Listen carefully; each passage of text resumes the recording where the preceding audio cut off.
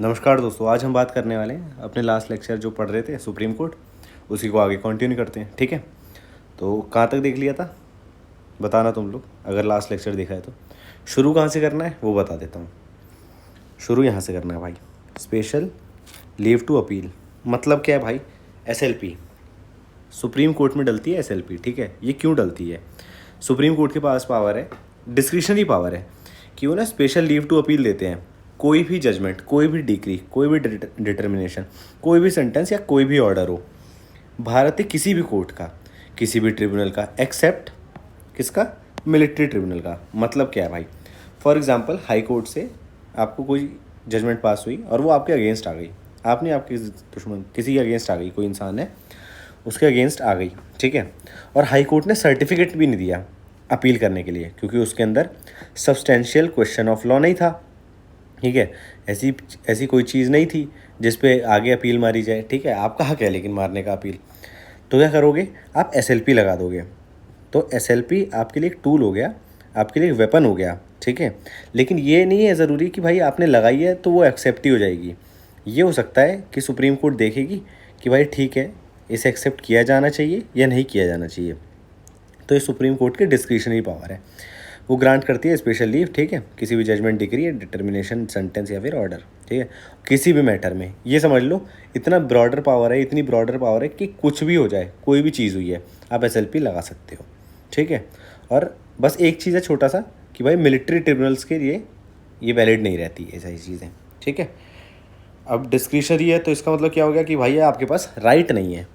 Right नहीं है मतलब कि आपने गए सुप्रीम कोर्ट में और कहा कि ये मेरा मैटर ऑफ राइट है और आपको एक्सेप्ट करनी पड़ेगी। फॉर एग्जांपल आपका किसी फंडामेंटल राइट का हनन हो गया तो आप रिट लगा सकते हो, आपका राइट है। ठीक है, बेलेबल ऑफेंसेस में बेल मिलना आपका राइट है। ठीक है, ऐसी चीज़ें जो राइट हैं। ठीक है, लेकिन क्या डिस्क्रिशनरी पावर किसी भी अथॉरिटी की है और वो आप उनसे एक्सरसाइज कराना चाहते हो, क्या वो आपका राइट है? नहीं। ठीक है, तो सुप्रीम कोर्ट क्या करती है? मेरिट पे डिसाइड करती है कि अगर ग्रेव इनजस्टिस हुआ है या फिर कोई सिग्निफिकेंट लीगल क्वेश्चन एराइज हो रहा है उसके अंदर, तो अगर वैसी चीज़ें हैं तो सुप्रीम कोर्ट उस चीज़ को अलाउ कर देगी, उस पिटीशन को अलाउ कर देगी, SLP को। और तुम देख ही रहे हो कितना ब्रॉडन है ये, है ना? यहाँ देख पा रहे होगे कि सभी कोर्ट्स को कवर करता है, सभी ट्रिब्यूनल को कवर करता है ना? जो आर्टिकल 132 है और 134 वाली ऊपर देखा था अपन ने, ये लिमिटेड है किसके लिए? हाई कोर्ट्स में। ठीक है, क्योंकि और ऊपर से एक और चीज़ है, कोई सर्टिफिकेट नहीं चाहिए होता, तो हाई कोर्ट को बाईपास कर सकता है ना? हाई कोर्ट ने अगर रिफ्यूज़ कर दिया कि आप नहीं जा सकते ऊपर, ऐसी कोई चीज़ नहीं है जिससे अपील मारी जाए, जिससे ओवरबर्डन हो सुप्रीम कोर्ट, तो क्या है, आप SLP लेकर चले जाओ कि भाई ऐसी ऐसी चीज़ हुई है मेरे साथ, तो आप लोग देख लो, अगर उसके अंदर मेरिट होगी तो सुप्रीम कोर्ट उसे अलाउ कर देगी। बस सिंपल। लिमिटेशन है, रेयरली इंटरफेयर करता है in pure fact finding unless, ये वाली चीज़ आपको पढ़ने की ज़रूरत नहीं है। ठीक है, लिखा है क्योंकि चीज़ें नहीं लिखूँगा तो लोगों को लगेगा फोम हो रहा है भाई, ये आदमी ने ये चीज़ बताई नहीं, तो इसलिए लिख दिया। वैसे कोई दिक्कत की बात नहीं है, नहीं भी पढ़ोगे तो भी चल जाएगा। केस लॉ के कुछ एग्जाम्पल देख लेते हैं। धाकेश्वरी कॉटन मिल्स वर्सेस CIT 1955 का केस है। इसमें सुप्रीम कोर्ट ने क्लैरिफाई किया कि it won't act as a regular appellate court. ठीक है, but will intervene in substantial error of law और प्रोसीजर। अब ये क्या क्यों कहा गया? सुप्रीम कोर्ट ने देखा कि यार लोग SLP लगाए जा रहे हैं। ठीक है, कोई छोटी सी बात हो रही है जहाँ पर नहीं भी लगनी चाहिए वहाँ पर भी, इससे क्या होता है ना, सुप्रीम कोर्ट ओवरबर्डन होने लगा, क्योंकि एक डेट ही सही लेकिन भाई लगेगी तो है ना? तो सुप्रीम कोर्ट को और भी केसेस देखने हैं। तो ऐसी चीज़ें जब आती हैं जो फ्रिवलस होती हैं या फिर सच में इसके अंदर भाई मिसकैरेज ऑफ जस्टिस नहीं हुआ है, ठीक है, या फिर सब्सटेंशियल एरर ऑफ लॉ नहीं है या फिर प्रोसीजर नहीं है, तो ये सुप्रीम कोर्ट उसे खारिज कर देती है ना? ऐसी चीज़ों से ओवरबर्डन होती है। तो इसमें कहा गया, इसी वाले में कहा गया कि ये रेगुलर एपीलेट कोर्ट की प्रोसीजर नहीं है। Supreme court regular appellate court की तरह एक्ट नहीं करता है जैसे हाई कोर्ट करता है। ठीक है, तो बस यही बात थी इसके अंदर। फिर है प्रीतम सिंह वर्सेस स्टेट 1950 का केस है। सोचो आज़ाद हुए कितना ही समय हुआ था अपन को और केस इतने बड़े बड़े आने लगे थे जिसे आज तक पढ़ रहे हैं अपन। स्पेशल लीव ग्रांट हो गई, क्यों भाई? क्योंकि मिसकैरेज ऑफ जस्टिस हुआ था क्रिमिनल केस के अंदर। तो क्रिमिनल केस में लगाई जा सकती है SLP, हाँ लगाई जा सकती है। सिविल केस में लगाई जा सकती है, हाँ लगाई जा सकती है। किसी भी केस में लगाई जा सकती है, हाँ लगाई जा सकती है। ठीक है, रेशनल क्या है भाई? इसके पीछे का सिग्निफिकेंस क्या है, इसके पीछे का लॉजिक क्या है, ये क्यों दिया गया है? क्योंकि एक्ट करता है as a safety valve for correcting errors not covered by article 132 या फिर 134 से। जो कहीं कवर नहीं हो रहा उसको कवर करने के लिए सुप्रीम कोर्ट ये ले आई है, ठीक है। मतलब हमें दे रखा है ये प्रोविज़न, सुप्रीम कोर्ट क्या लाई है, सुप्रीम कोर्ट में अपन लगा सकते हैं, हमें प्रोविज़न दे रखा है, ठीक है।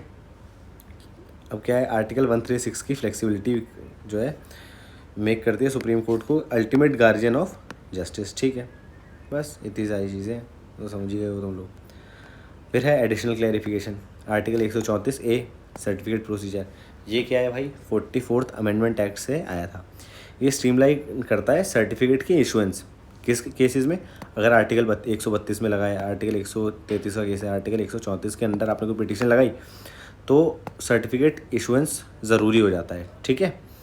High court must decide promptly, कितने दिन के अंदर, 60 दिन के अंदर, कि ये केस जो है क्वालिफाई करता है नहीं करता, किसके लिए, आगे अपील के लिए, ठीक है। बस ये है। Interplay with article 141, supreme court के डिसीजन अपील के अंदर जो है ना वो बाइंडिंग है सभी कोर्ट्स पर। ये कहाँ पर दे रखा है, आर्टिकल 141 में दे रखा है, जिससे लीगल यूनिफॉर्मिटी इंश्योर होती है। केशवानंद भारती केस में इस्टेब्लिश हुआ कि बेसिक स्ट्रक्चर डॉक्ट्रिन है, वो आया एक आर्टिकल 132 की अपील से हुआ था ये भी। फिर देख लेते हैं आगे, कॉन्स्टिट्यूशनल बेंच रिक्वायरमेंट क्या होती है। 145 क्लॉज 3 में दे रखा है मिनिमम 5 जज की बेंच होनी चाहिए, तो क्या है, कॉन्स्टिट्यूशनल बेंच हो जाएगी वो, ठीक है। प्रैक्टिकल इम्प्लीकेशन, कॉन्स्टिट्यूशनल अपील 132 में दे रखी है क्या है भाई, अगर फेडरलिज्म से रिलेटेड डिस्प्यूट है या फिर बहुत क्रिटिकल डिस्प्यूट्स है ना, तो वो इसके अंदर आते हैं, उसको कॉन्स्टिट्यूशनल अपील्स बोल देते हैं। SR Bommai versus union of India 1994 case है। सिविल अपील कब जाती है ना, आर्टिकल 133 में जाती है। कौन कौन से केसेस सेटल होते हैं, कॉमर्शियल प्रॉपर्टी डिस्प्यूट, है ना, जो वाइड इम्पैक्ट डाले, जैसे केशवानंद भारती केस था, ये सारी चीज़ें थी। क्रिमिनल अपील आर्टिकल 134 में जाती है, protect against wrongful conviction specially in capital cases. Capital बताना, ये दिल्ली कैपिटल लिखा हुआ है यार, कोई और कैपिटल की बात हो रही है। स्पेशल लीव एड्रेस करता है डाइवर्स इशूज़, ठीक है, from tax to labour dispute ensuring no injustice escape scrutiny, ठीक है। बस बाकी तो पढ़ ही लिया है, तो यहाँ अपना कंप्लीट हो जाता है, ठीक है भाई। कुछ नहीं करना है, अब नेक्स्ट लेक्चर में देखने क्या पढ़ने वाले हैं अपन, वो नेक्स्ट लेक्चर में तुम लोगों को पता चल ही जाएगा, थंबनेल देख के पता लगा लोगे, ठीक है। तो क्या करोगे भाई, कुछ नहीं, अब इसके अगले लेक्चर नहीं, अगले लेक्चर में अपन क्या कर लेते हैं ना, दूसरा स्टार्ट करने से पहले इसके प्रीवियस ईयर क्वेश्चन जितने भी हैं वो सारे देख लेते हैं, है ना। तुम लोगों को समझ आ जाए कि जो कंटेंट पढ़ा है उससे सॉल्व हो भी रहा है कि नहीं भी हो रहा, ठीक है। चलो बाकी चिंता मत करो यार, सारी चीज़ें हो जाएंगी धीरे धीरे करके।